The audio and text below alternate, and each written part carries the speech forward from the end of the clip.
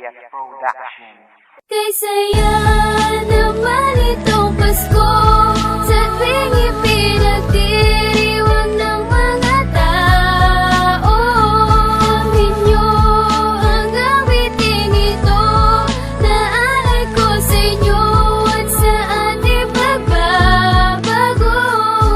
Sa tuwing sasapit ang araw ng Kapaskuhan, hindi ko mapigilan ang ligay nararamdaman, sapagkat kami pamilya ay nagkakasama-sama upang gunitain ang karawan ng Diyos Ama na gumagabay sa atin sa bawat oras. Siya ang dahilan kaya nananatiling malakas. Kaya ngayong Kapaskuhan nais ko po kayong handugan ng isang awitin, sana'y inyong magustuhan. Ang mapatawad po ako sa aking mga kasalanan, isang malaking regalo ngayong Kapaskuhan. Ito ang panahon para lahat magkaisa, mga tao'y masasaya ngayong Pasko'y nagkakaisa. Ako'y natutuwa dahil nagbibigayan ng lahat ang mga tao sa isa't isa ay tunay na tapat. Kaya ang tangi kong hiling Luzon, Visayas, Mindanao, sa darating na Kapaskuhan sabay-sabay nating isigaw. Disyembre na naman, tanda ng kaligayahan, isang importanteng araw na dapat nating pagsaluhan. Isang beses lang ganapin sa isang taon, ang araw ng kapanganakan ng ating Panginoon. Isang tabi ang mga problema, tayo ay magkaisa. Dito kahit wala kang pera, pwedeng magsaya. Kaya ano pang hinintay mo, isabit na mga palamuti upang mga labi ng mga bata ay mapunana ng mga ngiti. Dahil nadadaman na nila ang himig ng Kapaskuhan sa tuwing nasisilayin nila ang ilaw sa inyong tahanan. At hirap na nararanasan panandali ang mapapawi, dahil imbis na kalungkot ang kaligayahan mamumutawi. Kahit na anong bigat ng iyong pinapasan, mag-iisa ka sa Pasko, paniguradong gagaan. Basta't wag mong kakalimutan na sa Diyos ay tumugon, sabay-sabay nating salubungin pagdating ng bagong taon.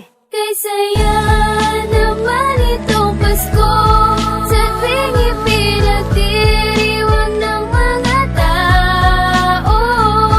Ninyo ang gawitin ito, naalay ko sa inyo at sa ating pagbabago.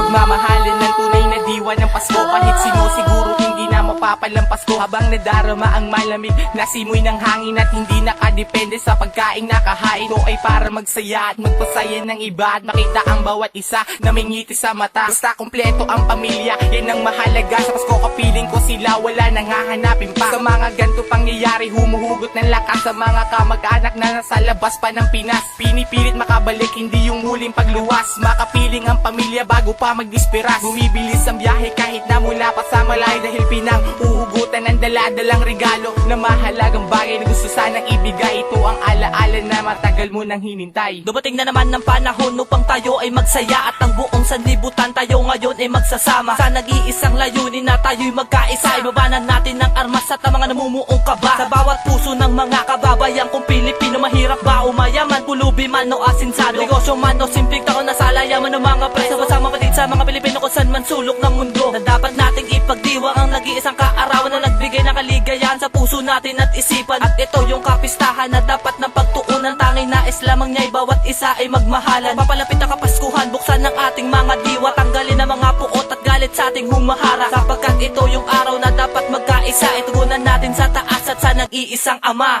Kay saya naman itong Pasko, sa tuwing ipinagdiriwang ng mga tao. Ninyo ang gawitin ito, naalay ko sa inyo at sa ating pagbabago.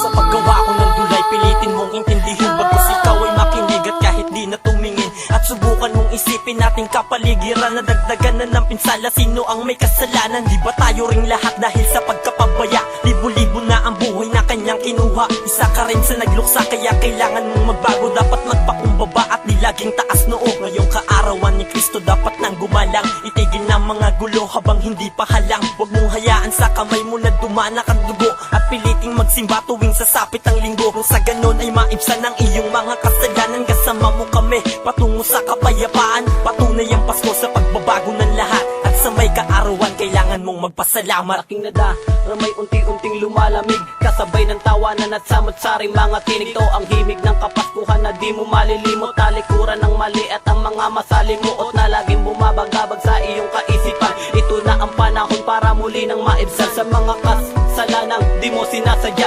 Pagpasensyahan nila kung saktan mo ng bahagya, kasi nga tao lang lamang at lahat nagkakamali kong husgahan nila ay para di na mamutawi ang ngiti sa mga labi at islap sa mata. Alam mo na ang gagawin sa amin ay sumama ka sa pagbabagong pag-ibig ang atin. Kaarawan na ni Jesus, hindi mo ba nabatid na tayo'y magkakapatid at parang iisang pisa? Iwanan mo ang kasalanan, bumalik sa umpisa. Isaya naman itong Pasko sa tuwing ipinagdiriwang ng mga tao.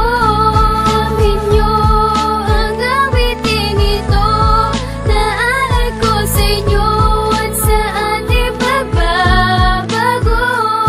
Sa pagsapit ng Pasko, ang Pasko ng pagkasilang ng ating Panginoon sa panahon na maiksilang sapagkat taon-taon ito ay ating dinaraos. Ang problema ay isang tabi upang ito ay makaraos. Kahit na walang sapatos, damit o mga pera, basta tayo salo-salo at tayo'y magkakasama. Kahit na puro problema ang sa atin nakadagan, hindi ko papayag ang Pasko ay malampasan. Dahil ang mahalagan tayo lahat ay masaya. Sa pagsapit ng Pasko tayong lahat ay maligaya. Pinipilit na makaya ang lahat ng mga problema, pinipilit na maayos upang mabagong sistema. At ito ang dahilan kung ba't kasulat ng kanta at sa Paskong paparating pagmamahal ang ipakita upang maipadama ang pag-ibig sa Kanya at sa Kanyang kaarawan tayong lahat na magkaisa. Muling sumapit ang Pasko na hinintay ng mga tao, ang kaarawan ni Heso Kristo at namigay ng aginaldo. Kalimutan ng digmaan at tayo ay magmahalan, huwag magsawang magbigayan at problema'y kalimutan. Magmahalan ang bawat isa at lumigaya kasama siya.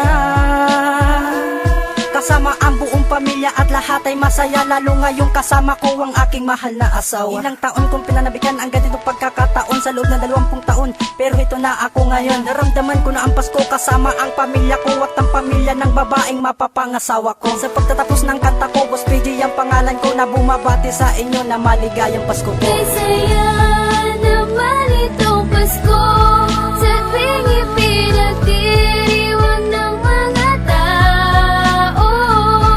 Inyo ang awitin ito na alay ko sa inyo at sa ating pagbabago. Okay, lamig ng hangin, pag Pasko'y paparating, tuwang-tuwa ang mga bata sa pagkanta ng karoling. At ngayon sa Noche Buena, tayo ay salo-salo habang magpapalitan ng iba't ibang regalo. Ang sarap sa pakiramdam tuwing sasapit ang Pasko, at magsasabi po sa inyo na maligaya po ako. Kahit na walang bagong damit, sapatos at relos, basta kasama ang pamilya, salamat po sa Diyos. Di importante para sa akin ang magarbong kasuotan, basta't ang mahalaga may busilak na kalooban. Meron ding pagsasaluhan kahit konti sa lamesa, basta hindi tayo nagkulang at kumpleto ang pamilya. Yan ang diwa ng Pasko, huwag mo sanang kalimutan ang pagtulong sa iyong kapwa na ating kinamulatan. Ngayon alam mo na, alam mo na ngayon, sana ay maligaya ka sa Pasko at bagong taon. Kay saya naman itong Pasko sa tuwing ipinagdiriwang